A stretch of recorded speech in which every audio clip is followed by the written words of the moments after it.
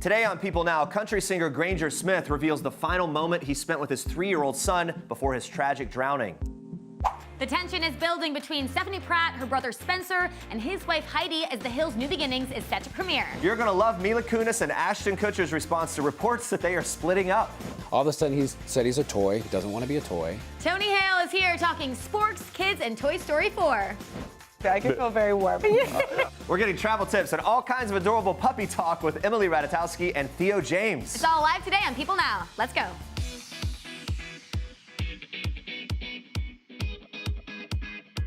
Hey guys, happy Thursday. Welcome to People Now. Good to see you. How you feeling? Feeling great. Getting to the end of the week. Especially because of this, though. We're Yeah. very excited because it's National Vanilla Milkshake Day. Very specific. Very specific. The vanilla milkshakes.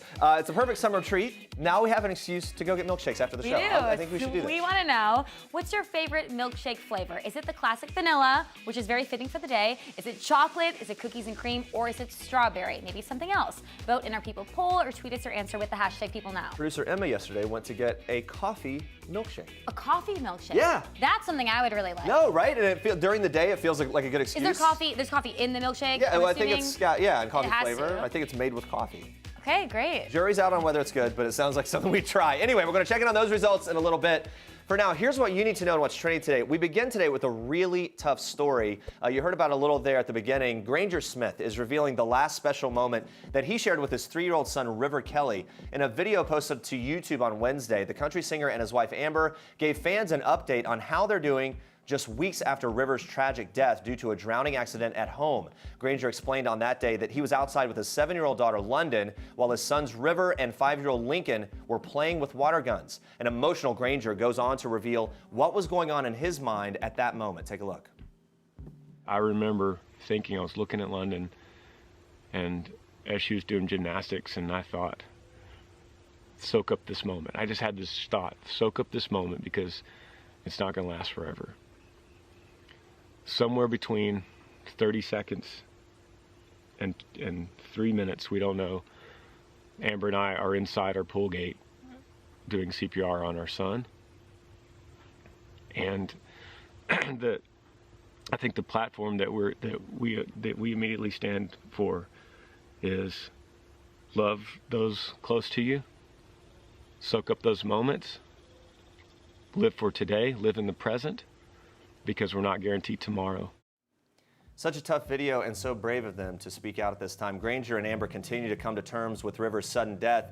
They say they're doing their best to find the good in the situation, that they are committed to each other and to their kids. In the video, Granger notes that River lived just over 1,000 days, adding, quote, "That's a huge example for me and how we're going to look at every single day." Granger also tells fans not to feel sorry for them because they feel blessed to have known their incredible son for 3 years. So we wish them all the best. Man, that's a tough story. James Holzhauer is giving back to Alex Trebek in a big way. We remember this guy. We tracked along with all of his winnings. Trebek continues his fight against pancreatic cancer. The Jeopardy champ is taking his winnings of nearly $2.5 million, donating a portion in Trebek's name to a charity event raising money for pancreatic cancer research.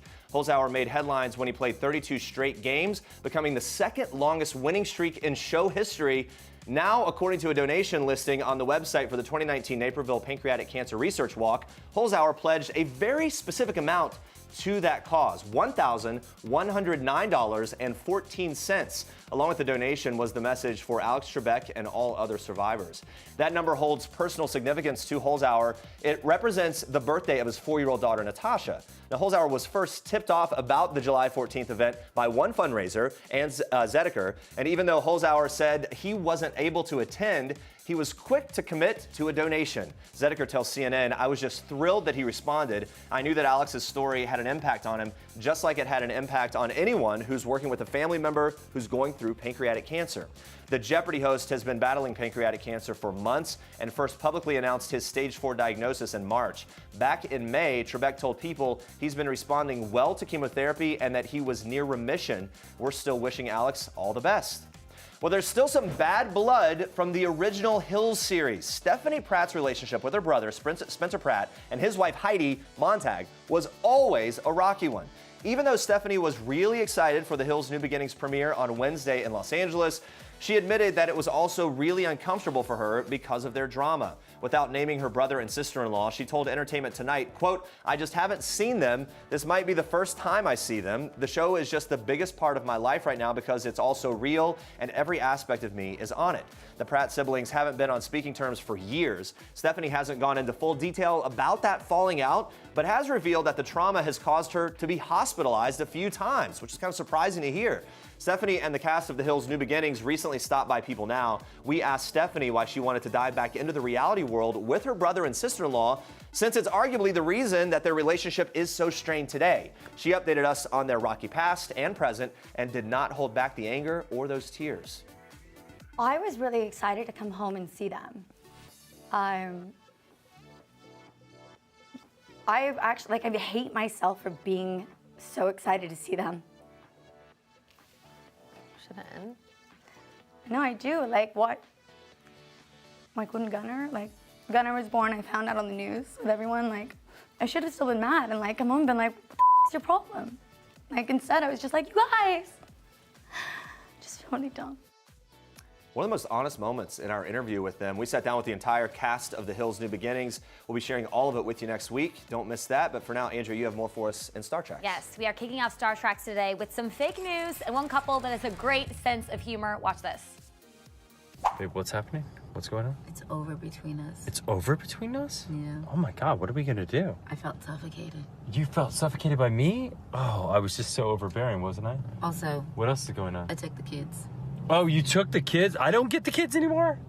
Hold on, But you had a very dark secret exposed. Oh my gosh, what was the dark secret? I don't know. I only have this photo. Must have been really dark. Thanks, Melissa. Thanks. Ashton Kutcher and Mila Kunis have reportedly split, and no one is more shocked than they are. In a very hilarious Instagram video posted on Wednesday, the couple showed off a recent cover of In Touch Weekly that declares it's over between them. But not to worry, Ashton and Mila are here to debunk those reports. And the couple had a blast poking fun at the story together, which is obviously not true. They're staying together. Ashton personally addressed the tabloid report in the caption of the video, writing, "Have fun selling magazines this week. Maybe next week my wife will be having twins for the third time, but who's counting?" Now, their video attracted several comments from fellow celebrities, including Demi Lovato, who admired the couple's sense of humor. She wrote, "This is amazing. Miss y'all." Dax Shepard also jumped in on the fun, commenting, "I was going to take a run at Mila Kunis. I want a refund." That's awesome. Rumor Willis responded as well, simply writing, #fake news. The former That 70s Show co-stars married back in July of 2015 and share 2 sons together, Wyatt, who is 4, and Dimitri, who is 2. And we are just happy these two aren't really splitting up. When I saw the headline, the first part of it, I was actually really worried and sad. Yeah. I don't want them ever to break up or end their marriage. They seem to be doing so well. That would be devastating And for all it's of us, I probably think. really funny to them. I'm glad that they can joke about it and see these, covers and the fact that they're splitting up. And to sort of own it a bit, right? They Yes. just call it out and own it for what it is. And they're Like, together, okay, so it's they're ridiculous. clearly doing just great. Yeah. All right, we love them together. All right, watch this. No one told you life was gonna be this way. The Friends theme song by the Rembrandts was the soundtrack of every 90s teenager's life. But no one told Lauren Tom, who played Ross's girlfriend Julie in season 2, that fans would not react kindly towards her. So here's a quick clip from season 2 of Friends, where the gang meets Julie for the first time. This comes after Rachel tries to find Ross to reveal her true feelings for him. Ross is oblivious to all of this. Watch. Everyone, this is Julie.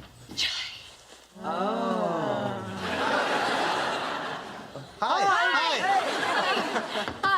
but I'm not here. You haven't met me. I'll make a much better first impression tomorrow when I don't have 20 hours of cabin playing on me. And bus.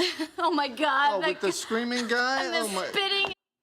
Oh no, that's poor Rachel. Fans of the show were thrilled about Ross and Rachel getting together, which meant that Julie was basically doomed from the start. And according to Lauren Tom, fan support and their love for Ross and Rachel definitely went a little too far. The Today Show caught up with Lauren for the Friends' upcoming 25th anniversary, and she revealed that during tapings, fans would actually heckle her. She says in part, "I wasn't prepared for the amount of venom I was about to receive in a live audience where they actually booed my character. And of course, I was trying very hard not to get my feelings hurt. Even I was rooting rooting for Rachel on some level because I was a fan of the show. Lauren goes on to add that the cast was so nice and supportive. She even remembers when they all took her out to lunch for her birthday. She also assured fans of the show that the Friends cast really were friends. Lauren remembers seeing the 6 of them walking arm in arm around the Warner Brothers lot together. I mean, it's gotta be hard. You're stepping into that role as the girlfriend of the character that everyone wants to be together. Let's just say this, of all the reboots, there's no way they're not gonna redo this. They have to. I think they're gonna do it. They absolutely. All the little hints that Jennifer Aniston has dropped, and Adam Sandler even recently going for it and say, just do it, and whether it's a movie or a rebooted show. Especially at this time where there's so many reboots, of course you have to reboot Friends. It's gonna happen. There's no question. All right, we move on to this. Chrissy Teigen has no time for mom shamers. The mom of 2 shared a sweet video of her 3-year-old daughter Luna making her first trip to the dentist on Tuesday, and it wasn't long before the trolls rolled into the comments, as they do. The video shows Luna sitting on her grandmother's lap, helping to brush a stuffed animal's teeth. Chrissy captioned the post, "So proud of my tunes at her first dentist appointment." Now, one user quickly responded with, "What age do they start over there? My daughter started seeing a dentist at a year old." But our girl Chrissy was ready. She commented back saying, "Was waiting for this. You guys never fail me." I love her. Now, Chrissy is no stranger to clapping back at commenters who flood her feed with negativity about how she parents Luna and her son Miles with her husband John Legend. She even wrote, "I am a proud shamer of mommy shamers," after someone on Twitter took issue with how she was holding Luna back in 2016. Chrissy admitted on the Today Show in November that while she tries to brush it off, online criticism does sometimes affect her. She said this, "It definitely gets to me. Certain days it gets to me more than other days. And I realized if I read Twitter too early when I wake up, I tend to be a little more moody with it and things get to me more." She went on to say, "As moms, we're very defensive and want to protect our babies. So people can say anything about me. But if it gets into the kids, I become mama bear." Well, we love clapbacks, Chrissy, so keep doing you. Also, stop trolling. All right, moving on to this. Queen Bee is just as excited about the Lion King remake as we are. Beyoncé, who voices Nala in the new live-action film, recently met Cindy Winters, the actress who portrays Nala on stage in the hit Broadway musical. And People has an exclusive photo of the legendary meeting. Look at them. It all went down at the Waco Theater Center's 3rd annual Wearable Art Gala in Los Angeles on June 1st. Beyoncé channeled her character in a custom gold sequin catsuit, complete with an embellished bodice featuring the face of a lion. It even had massive feathers cascading over her shoulders as its mane. She took the gold theme to the extreme with cuffs on each wrist, strappy sandals, a pair of gold earrings, and a long shimmering gold cape. Disney's Lion King is a new adaptation of the 1994 animated classic. It's set to hit theaters on July 19th, and we are very excited.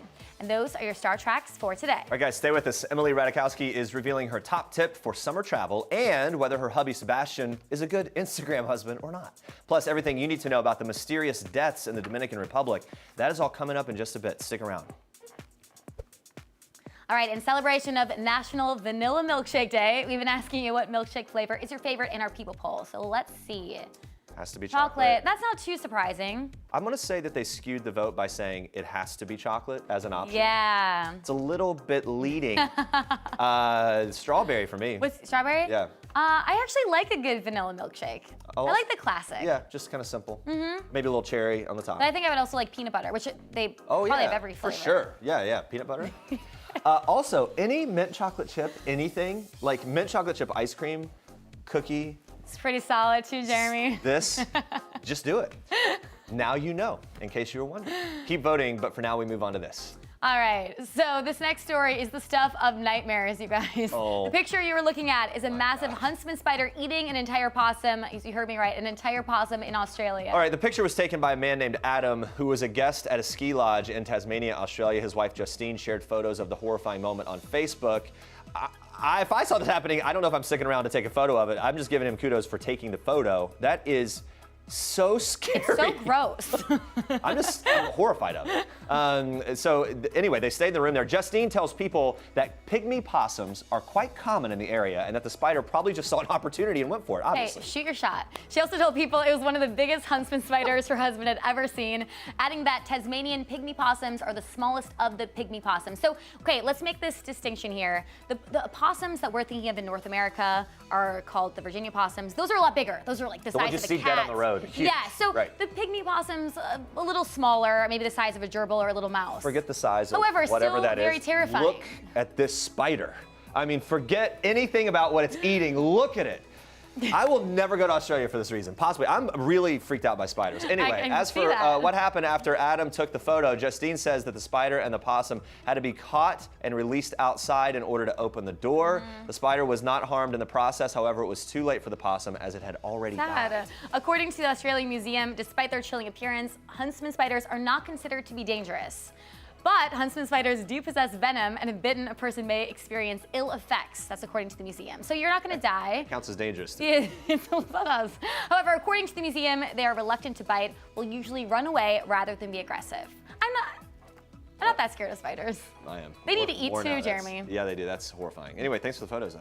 All right, Disney Pixar is already looking forward to next year, everybody. Wednesday, the company behind big screen hits like Finding Nemo, The Incredibles, and Coco unexpectedly announced another original animated film coming to theaters on June 19th, 2020. It's called Soul. So according to Pixar, the movie will take viewers on a journey from the streets of New York City to the cosmic realms to discover the answers to life's most important questions. Ooh. This will be the 23rd story Pixar has released since the CGI film production company launched in 1995. Along with a short description, Pixar also released a first look at Soul's title artwork. It's written in blue font with orange, yellow, and white accents. Now, aside from that, there aren't many details about the new project. It does mark a Pixar first. It's the first film in the studio's history to be set in New York City. Wow, that's kind of surprising it's the first. Yeah. But I'm into that. Two-time Oscar winner Pete Docter is set to write and direct the new film. He's Pixar Animation Studios' chief creative officer. Docter has been with Pixar since before Toy Story's 1995 release. He's credited as a writer on that film, as well as its 1999 sequel, Toy Story 2, and 2008's WALL-E. Docter also wrote and directed Monsters, Inc., Up, and Inside Out. Executive produced Toy Story 4, has been involved in many of the studio's animated shorts. So he's got a great resume there. Yeah, I know the movie's a long time away. There will be another Pixar movie to keep you occupied in the meantime. It's called Onward. It hits theaters on March 6, 2020. Another original film featuring the voices of Chris Pratt, Tom Holland, Julia Louis-Dreyfus, and Octavia Spencer. It's an Avengers reunion here. Director and writer Dan Scanlon explained that Onward is set in a fantasy world where mythical creatures have fallen into a life of suburban normalcy. The movie tells the story of two elf brothers who go out on an adventure to see if there's a little magic left in the world. I like that. We get two Pixar originals next year. We're very excited. Toy Story 4 is dropping this weekend. That is going to be huge. We both saw it. I loved it. Yeah, we're going to be talking with a newcomer to the Toy Story family, Tony Hale, a little bit later on in the show. Theo James and Emily Ratajkowski stopped by to tell us all about their new movie, Lying and Stealing. We'll hear more from them on that project next week. But aside from acting, Emily has built a massive following as a model. Yeah, we chatted about traveling the world with her husband and adorable dog, and we got Emily's best advice for surviving your summer vacay. What's your number one travel go-to must-have to kind of make it work, kind of travel like a pro? This is so boring, but water. And I'm not good at it, but like Just drink keep hydrated. so much water because it really, I mean, you know that. I fly to Europe like once a month and like that is the only way. Talk about like survival. Yeah. Hydrate. And it keeps your skin looking glowing as well. Yeah, I mean, we hope. Yeah. Like, we're all trying. Yeah, like, that's the goal. Well, you take amazing photos as well. Love your Instagram photos. Thank you. Does your hubby, Sebastian, does he take photos of you? Is he an Instagram sometimes, husband? yeah, sometimes. It's like a really group effort, you know? Like this last vacation, I was taking pictures of my girlfriends, they were taking pictures of me. Yeah. Like, you know, we all got each other's backs. I picture Content. maybe being the Insta hubby, like A-Rod is to J-Lo, right? He's like the Insta boyfriend. He's like not that much, like his pictures are like too cute for Insta. Like they're just like, they're like me being a dork, like waking up in my robe. You know what I mean? Like he's a good like photographer, but not necessarily like Instagram. Oh, he's so sad. He's gonna watch this and be mad at me. Very sad. He takes great pictures, okay? Wonderful pictures. But he's also apparently a really good dog dad. You posted a happy Father's Day with him, dog dad. You got the pup Columbo. Yeah. Most pampered thing about Columbo's life? I mean, he travels. He's already a service animal. We try to bring him everywhere. He serves but people like stop. Yeah, exactly. He serves like my emotional needs.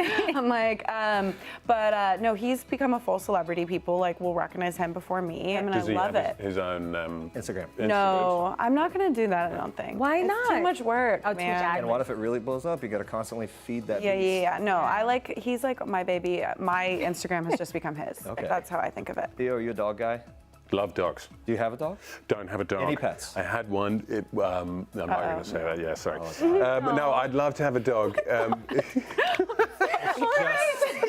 down here. He's like, yeah, I had a pet once. It's really crazy. I can feel very warm. I would love a dog, but it's hard when you travel a lot, you know, because who do you leave it with? No. Practical, right? I'm glad he didn't tell that sad dog story. Emily also has her own swimsuit and lingerie line called Inamorata. At this point in her life, her goal is to encourage women to love themselves and their bodies.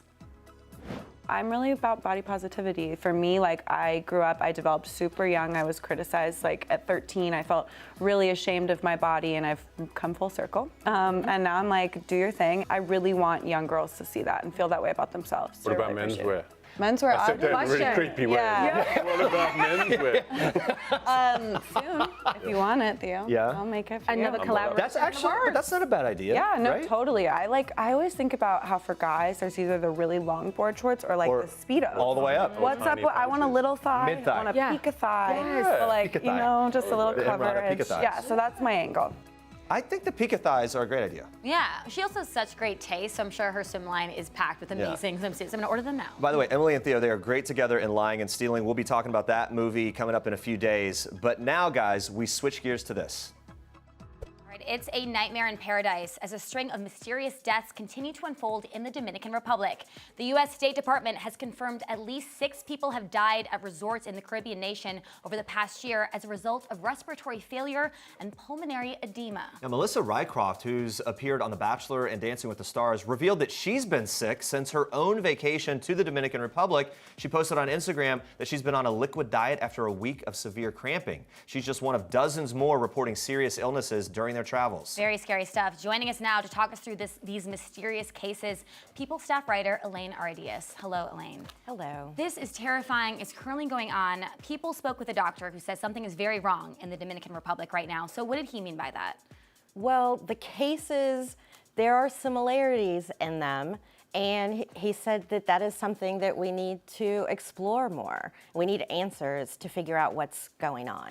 So the victims have little in common except for how they died. There was one couple who was found dead together, 49-year-old Cynthia Day, 63-year-old Edward Holmes, who were staying at the Grand Bahia Principe La Romana Resort.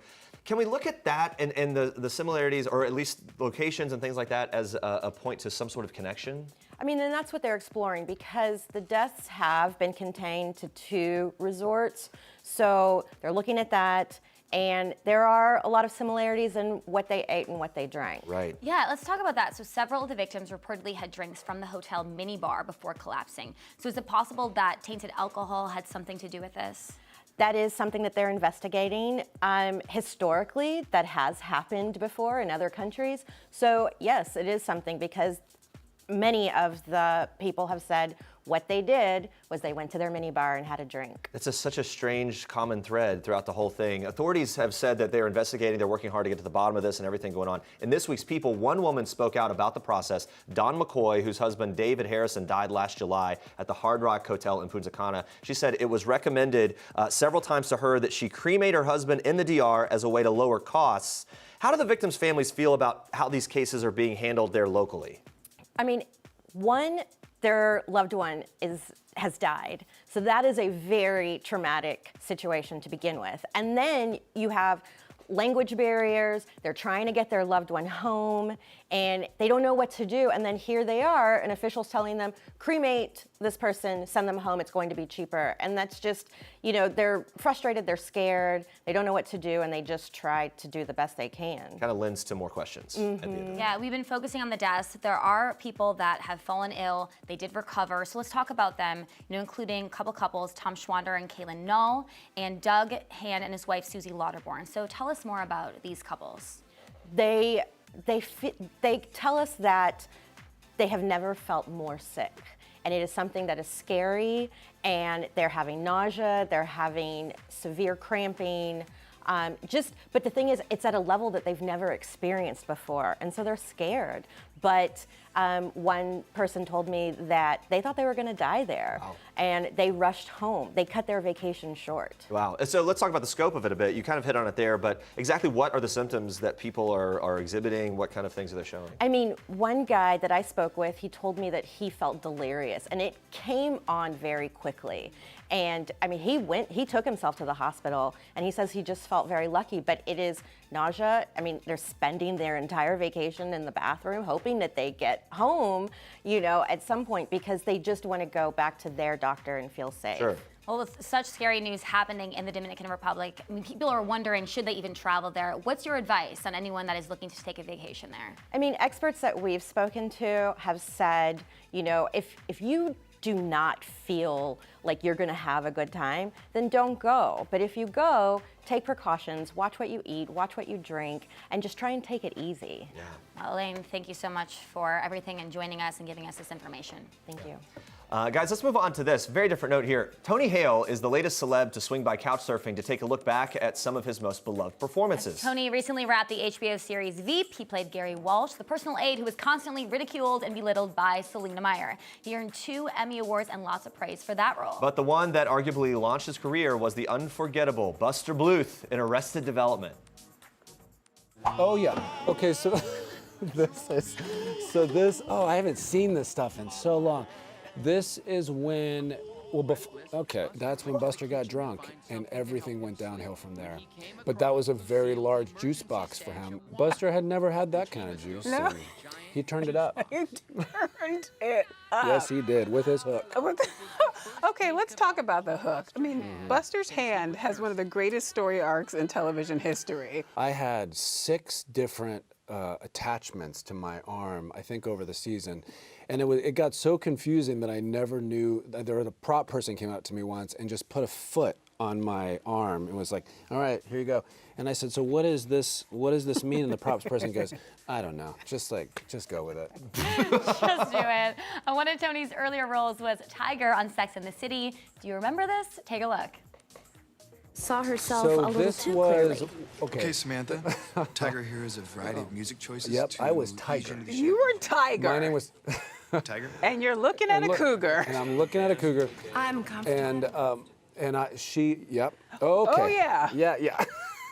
And this was one of my very first TV gigs. Tiger? And that face has pretty much been a through line in my career where I'm just dumbfounded in shock. Wow, I forgot about that scene. It makes me want to go back and watch Sex and the City. Guys, you can watch Tony Hale dive into a bunch of his other roles when Couchsurfing drops on PeopleTV this Friday. Now we move on to Tony's latest role. Watch this.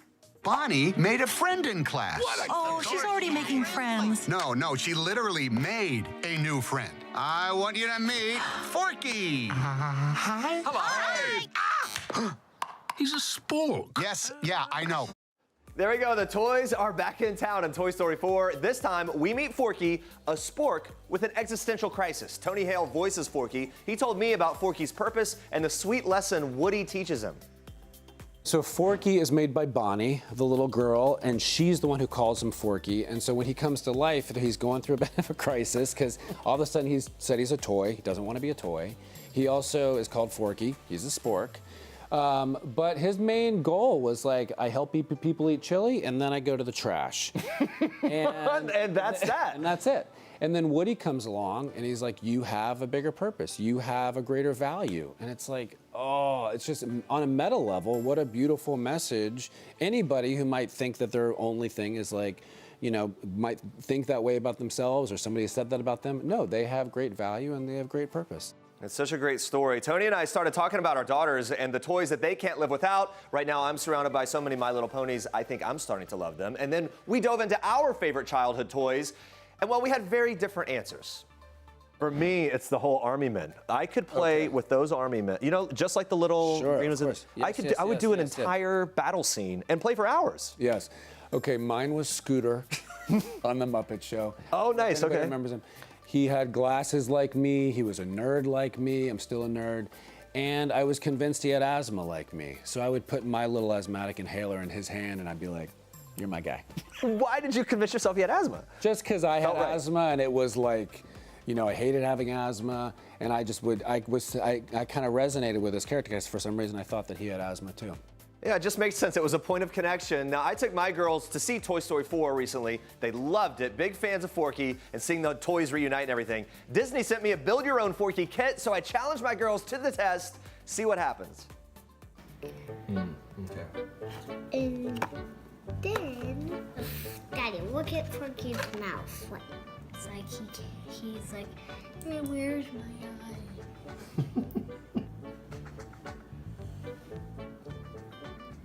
Stay. perfect. Can you, look, you can just put it on the bottom. Happy face. Let's see. Oh, look at that. That's pretty good, girls.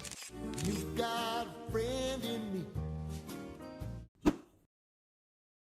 Love that Randy Newman theme song, You've Got a Friend in That Me. is so cute. What are they gonna do with their sporks now? Forky's gone already because the little one slept with him in her bed and he's just destroyed. It's all different pieces. So he lasted for like an hour. He had a good life though. He had a great life. Like he made them very happy for 1 hour of time. All right, let's switch gears to something very different here. In 2014, the discovery of a severed human leg drew attention to the work, an apocalyptic cult in Connecticut. In this week's All New People magazine investigates cults, we take a look at the work's beginnings with its leader, Julius Shacknow. Now, Shacknow was known as the sinful messiah who told worshipers he was God in human form. In the episode, the cult's special work is explained by one of its survivors, Lisa Oliver, who describes the bizarre and brutal punishments that Shacknow would lay upon his devoted followers.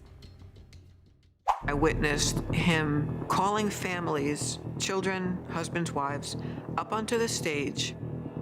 He had a leather belt, and I remember my heart pounding and being nervous. He made them take their underwear down and everything, and he spanked them. Whole families, children. And one of these women was like 9 months pregnant.